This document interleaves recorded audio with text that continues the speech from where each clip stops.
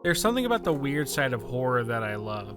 I've never been the biggest fan of the usual loud in your face jump scare games everyone seems to adore. I've always been a bigger fan of the weird and abstract art of horror, from the albums by The Caretaker that simulate the idea of dementia, to the wonderful games of Yumi Nikki and Elistream emulator clones. There's just something about this type of horror that hits way harder, with the impact lasting longer than just a simple scream and be done with it. I feel this type of horror game just ended up losing a lot of impact, as most indie horror games are just this now. Personally, I blame Slenderman for this becoming so popular and how so many people tried so hard to capture that impact, because it's also very easy to make games like this, which is why Slinny Tubbies is a thing, but that's off topic. While browsing Steam, I found a game that hits the style of what I love, but it was a visual novel. While I may not be a huge visual novel player, I felt this was a perfect start to the journey down into the visual novel world, as I've never been the biggest fan of these kinds of games, if you can call them that. While I played games similar to this style like the Neptunia series and the new Digimon game, but these do have more than just sitting and watching anime characters sit on the screen and talk. Once we boot the game up, we're greeted with the bold text flashing, "Help me buy milk." Then a screen asking for your name is shown. Once you enter your name, you get some context to what's going on, as it seems the protagonist is monologuing to herself about how it's been a while since she's been out of the house, to the point she can't even remember what words to use when going to a store. One thing about the visuals here is the only color we can see is red, as a single color tries its best to help us make out what we can see, but it's still quite abstract to what we're actually seeing. The girl speaks out loud, "I'm going to the store." We then have the choice to reply to her with a few choices of dialogue, with some of our choices being quite rude, while others seem to be a little bit kinder. If we do pick the ruder options, we can see she's getting upset from it, and if we continue to pick them, this can happen.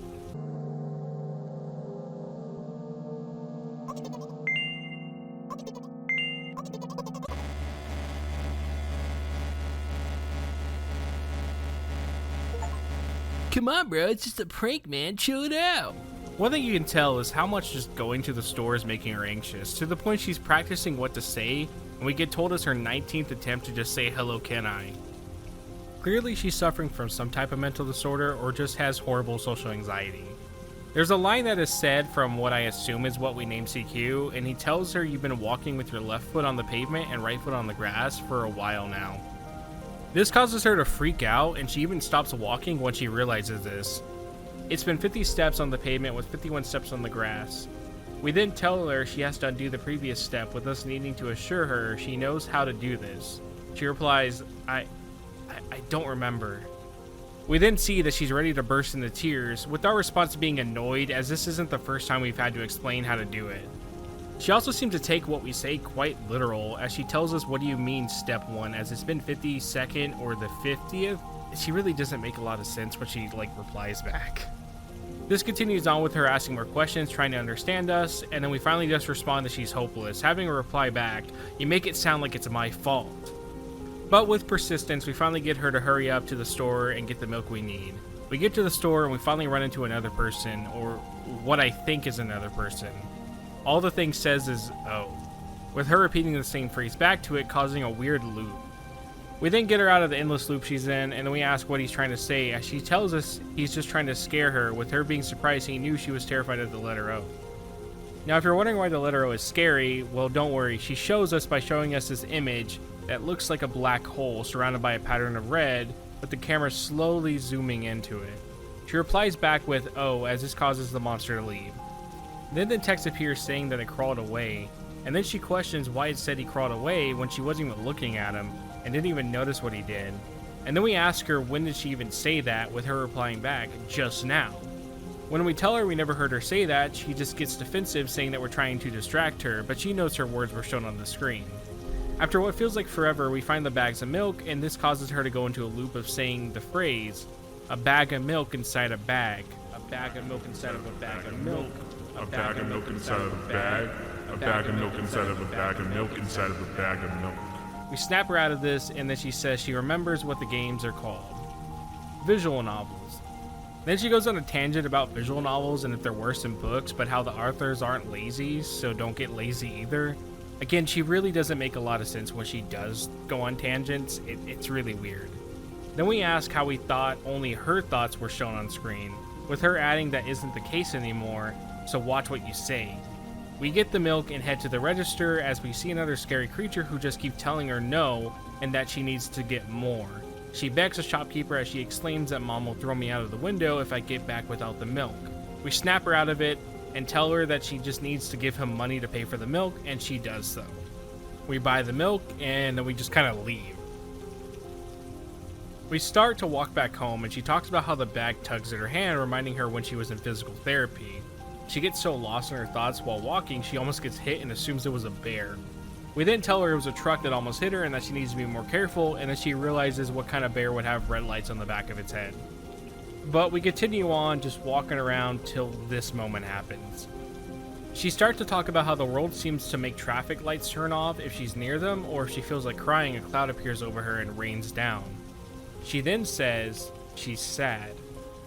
Upon hearing this, we ask her if this is really happening and how it's probably just in her head, with her responding how that's not what the manual said at all. Apparently these pills don't work for me, with us telling her how the pills have nothing to do with it. With us saying this though, it seems to make her mood a lot worse as she just tells us she wants to get home and sleep. We then are given two options to reply to her. One is telling her she has to accept the truth, or we just say nothing. If you push the first option, this causes her to get more upset, with her telling you no and to stop till the close-up of her face shows again. If you say nothing, she will say how she wants to speak to the reader since she's a character in a visual novel. The two options don't really matter what you pick, as both will give the same result, so we say why not. This is when she begins to talk to us directly and starts to give us more insight about her. She says she's embarrassed and will sound crazy and the medications aren't working like they should anymore. She says how she hopes things will happen painlessly and asks if we know what she's talking about. Then the game finally lets us, as a player, be able to respond to her, and as cool as this is, being able to type whatever you want back, it ultimately won't matter what you type. She will always reply the same way every time, but for a first time playthrough, this is fun and spooky. She continues talking about visual novels with us and how she must be quite different than what we expected. She even adds that if she played more, she would probably be better at distinguishing between letters and words, as it takes a lot of effort to do so. She does make it clear she won't name her diagnosis, since she wants us to see her for who she is and not for her diagnosis. With us being made up to her, she doesn't want that taken away from her.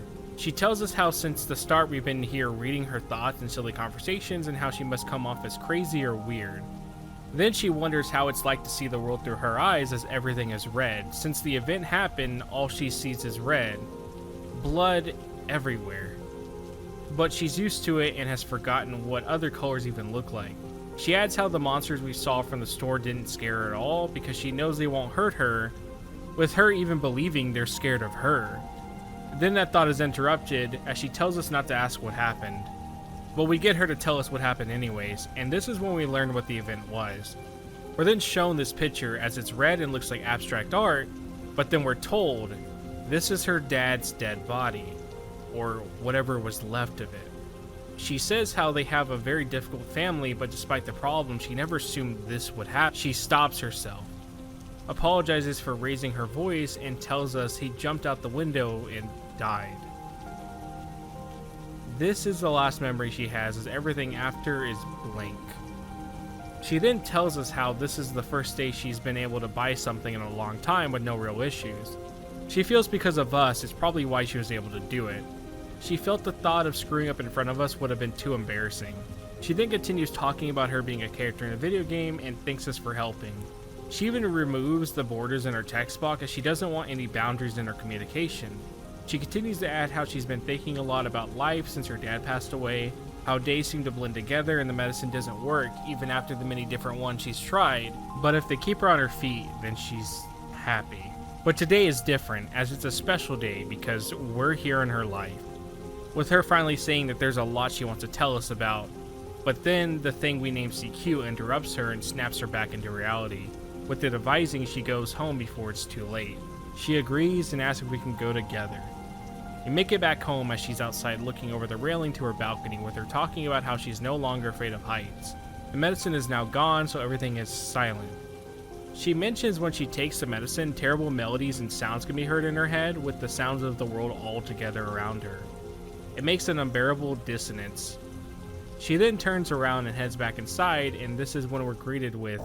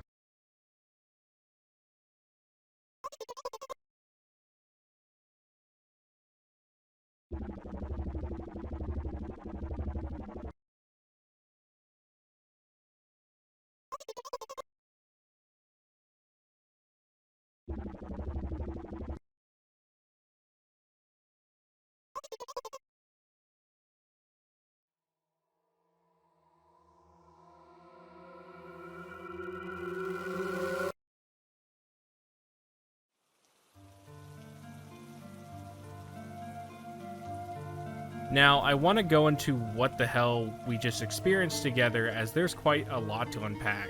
Now, the game remains very vague on the surface, but if you dig into the cracks, you can start to learn more about the girl we're joining on her adventure to get milk.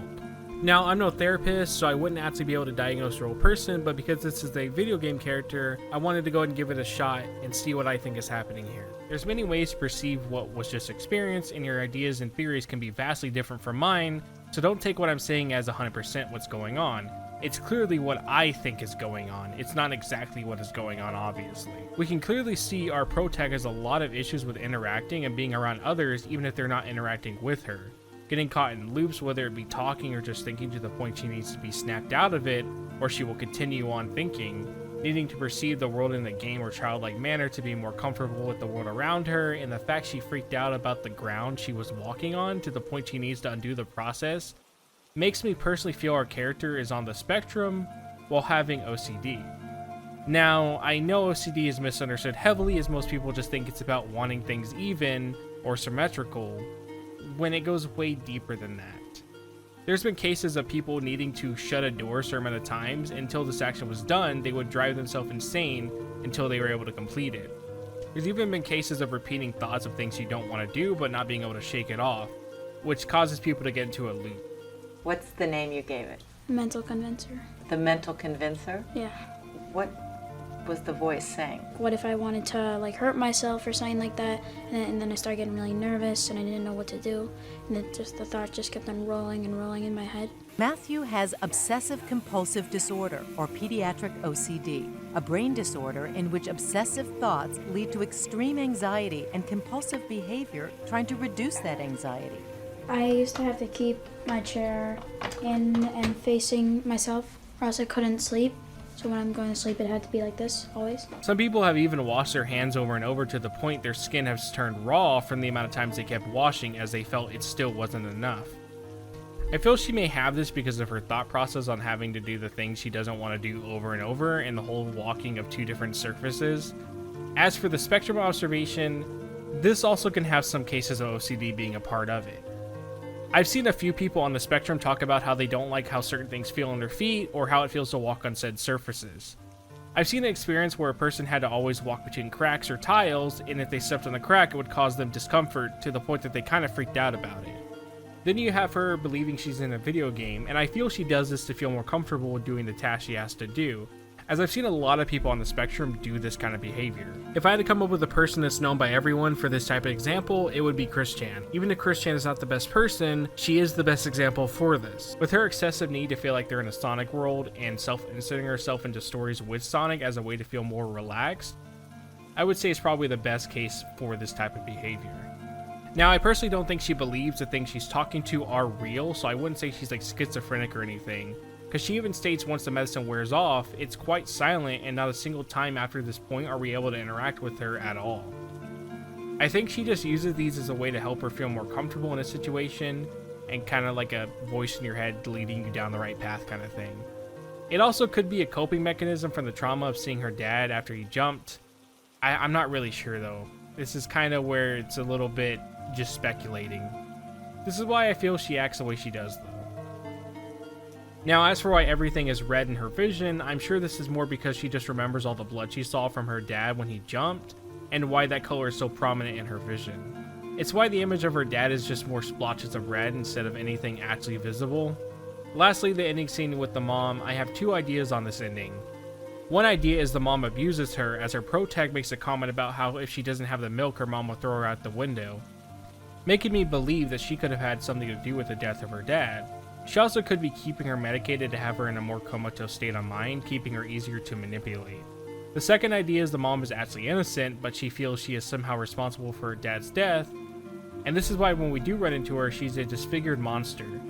This probably makes her feel like the mom is out to get her, just like she was out to get her dad, so she paints her as the bad guy. She sees other people as monsters, so of course she would see her own mom as one. She could also just be blaming everyone for her dad's death, as people grieve in different ways, and this could just be how she's grieving. But the issue is, it's still hard to fully understand what's happening, as she still remains very vague, and when we do get any type of context, it's coming from someone who is actively believing she's in a visual novel, which could also mean that she could be just making all this up to sound more interesting to the viewer of this made-up world game that she made in her head. Again, it's a lot to unpack, and I'm in no way able to diagnose anyone, even if it's a video game character or not, but this is my theory and ideas of the game, known as a milk inside a bag of milk.